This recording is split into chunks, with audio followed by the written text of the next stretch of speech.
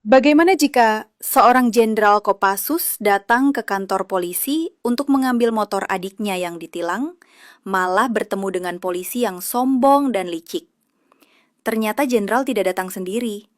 Jenderal datang dengan pasukannya dan menerobos masuk ke kantor polisi dan melindas mobil polisi. Bagaimana selanjutnya? Mari kita simak ceritanya.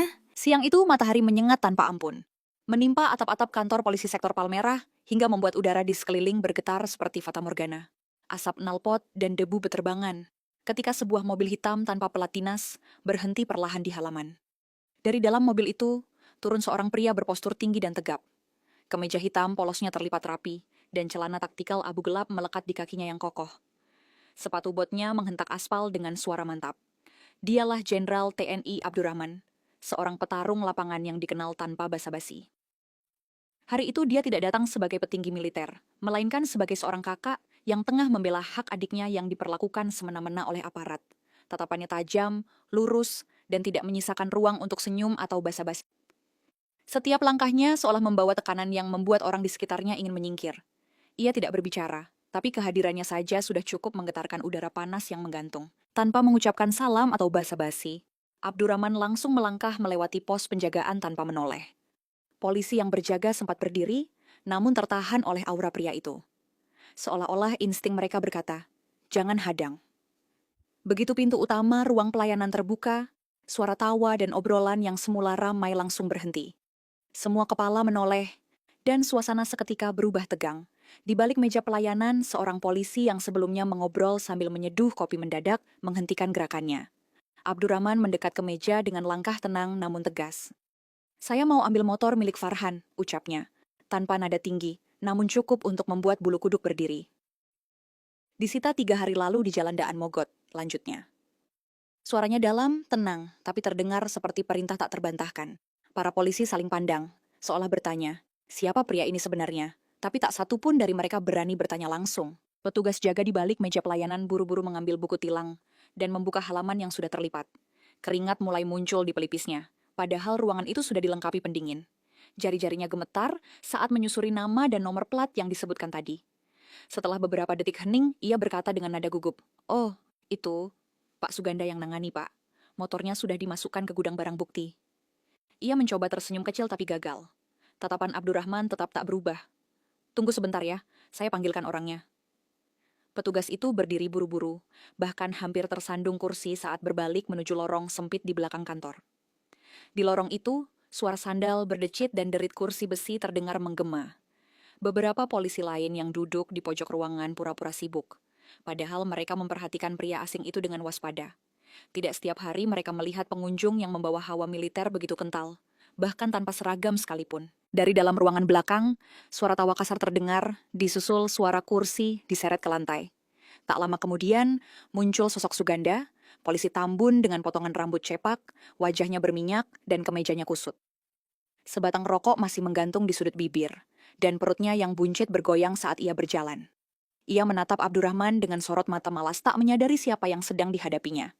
"Abangnya Farhan ya?" katanya sambil meniup asap rokok ke samping. "Motornya ada kok, tapi kalau mau ambil ya harus bayar administrasi khusus dulu," lanjutnya sambil nyengir. Tangan kirinya menggaruk perut, dan sikapnya benar-benar mencerminkan arogansi oknum yang merasa tak tersentuh hukum. Di belakangnya, dua polisi muda tampak menahan tawa kecil, seolah sudah terbiasa dengan gaya Suganda menggertak warga sipil. Tapi kali ini yang dia hadapi bukan warga biasa. Dan ia tak sadar, dirinya sedang bermain api dengan seorang pria yang sudah kenyang makan medan tempur. Abdurrahman menoleh perlahan lalu menatap Suganda tajam seperti laser. Tatapannya seketika membuat senyum Suganda mulai memudar, meski pria tambun itu masih mencoba bertahan dengan gaya santainya. "Administrasi apa maksudmu?" tanya Abdurrahman datar, tapi tekanan dalam suaranya cukup untuk menusuk. "Surat adik saya lengkap. Tidak ada pelanggaran." "Kenapa disita?" Suganda menarik napas dan pura-pura tenang, lalu menjawab dengan nada licik, "Ya, biar cepat aja urusannya. Lagian semua orang juga tahu. Kalau enggak bayar ya, motornya bisa lama ngendap di gudang.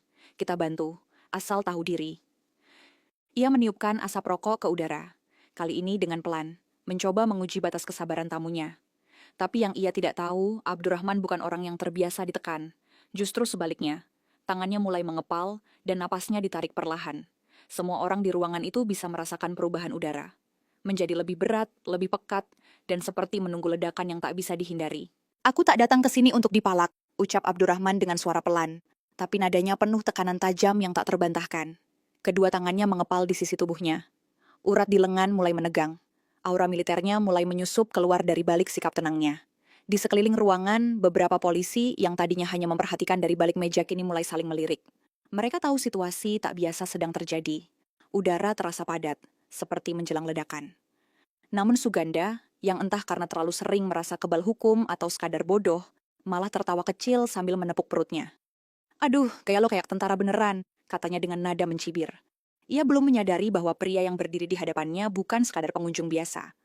Ia sedang berdiri di hadapan seseorang yang, di luar kantor itu, punya wewenang memimpin komando tempur.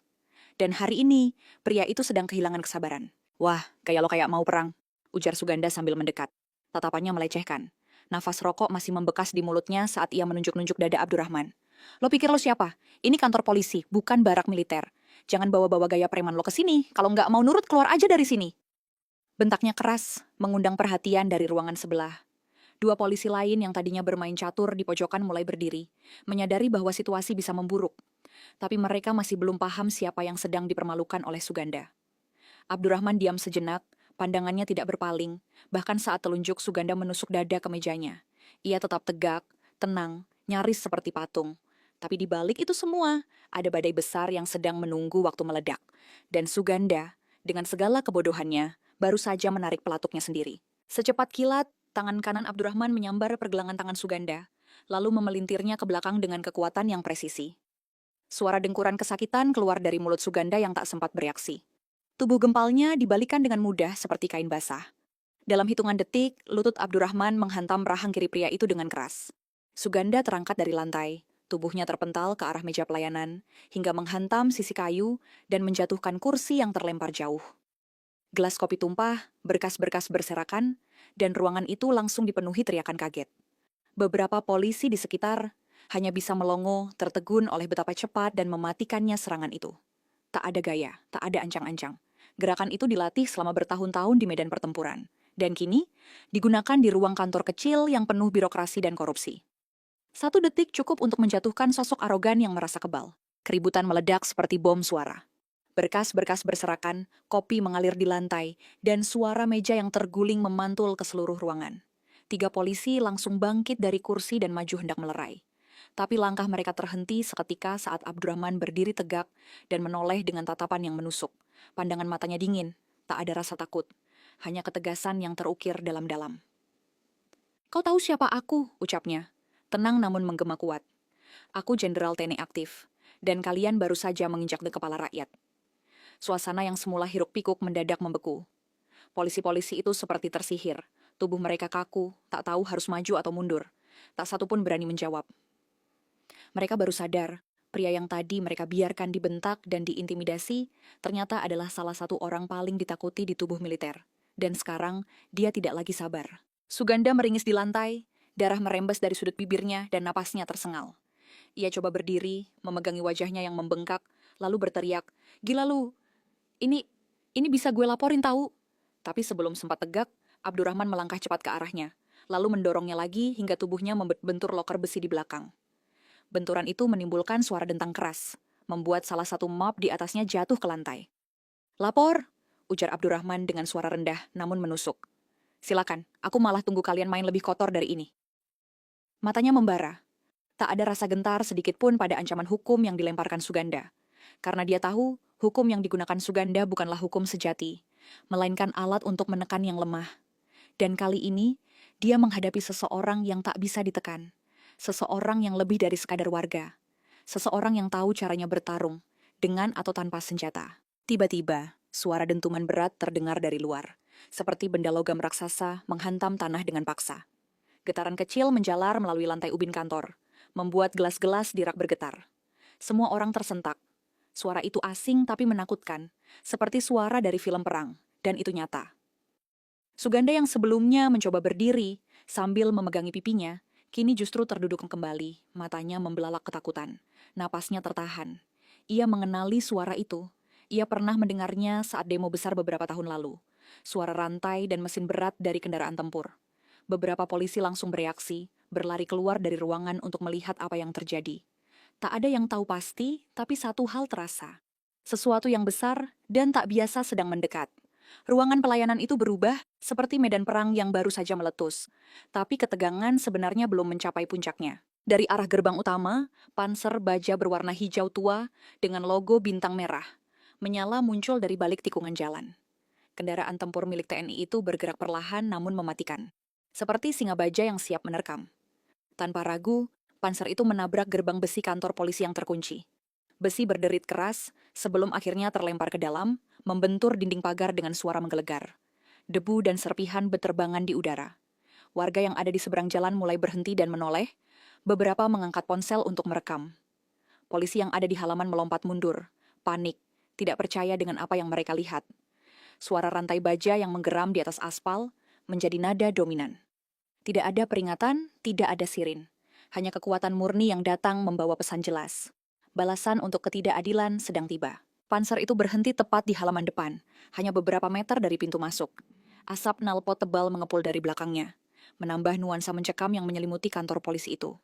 Palka di atas kendaraan terbuka, dan dari dalamnya muncul seorang tentara berseragam lengkap, helm baja di kepala, mata tajam di balik kacamata pelindung. Ia berdiri di atas panser dan memberi hormat tegap ke arah Jenderal Abdurrahman, yang kini berdiri kokoh di tangga depan gedung. Tidak ada kata yang diucapkan, hanya gestur tegas dan penuh makna. Sang jenderal mengangkat tangan kanan, menunjuk satu titik di sisi halaman. Di sana, terparkir mobil dinas polisi warna perak dengan logo besar di pintu. Mobil yang diduga digunakan untuk razia fiktif. Tidak ada yang bersuara. Semua yang menyaksikan tahu, ini bukan sekadar demonstrasi kekuatan, ini bentuk langsung dari keadilan militer terhadap penyalahgunaan wewenang sipil. Itu mobil dinas polisi tempat kalian pakai, razia palsu, ujar Abdurrahman lantang. Suaranya menggema ke seluruh halaman kantor. Nada bicaranya bukan hanya perintah, tapi juga penghakiman. Hancurkan. Tidak ada keraguan, tidak ada tawar-menawar. Awak panser langsung mengangguk dari atas kendaraan, lalu turun sebentar untuk memeriksa posisi dan memastikan tidak ada warga di sekitar sasaran. Setelah memastikan area aman, ia kembali naik ke panser, lalu memberi isyarat ke operator dalam. Mesin kembali meraung, suara turbo dan logam berat menggema. Beberapa polisi yang berdiri di dekat mobil panik dan buru-buru mundur tanpa sempat mengangkat suara. Tak ada satupun dari mereka yang berani melawan. Karena mereka tahu, perlawanan terhadap seorang jenderal aktif, terlebih dalam situasi seperti ini, adalah bunuh diri reputasi dan karier. Panser itu mulai bergerak maju perlahan, tetapi kekuatannya cukup untuk membuat tanah bergetar setiap kali rantai besinya menyentuh aspal. Saat moncong kendaraan menyentuh bemper mobil dinas, terdengar suara logam beradu keras.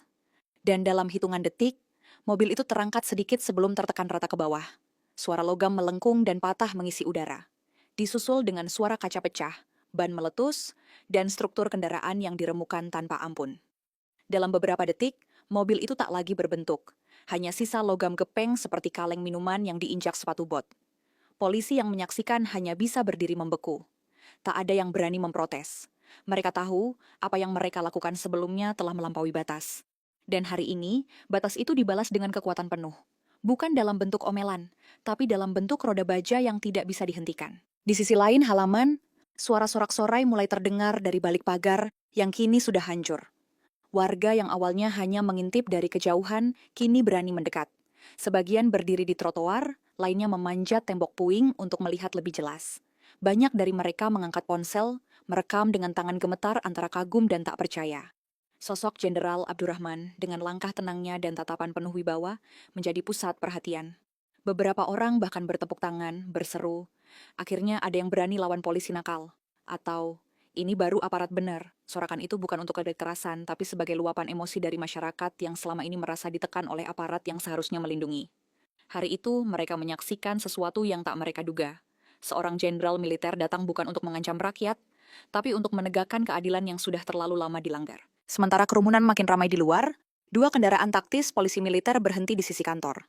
Dari dalamnya keluar 2 prajurit berseragam lengkap, bergerak cepat tanpa banyak bicara.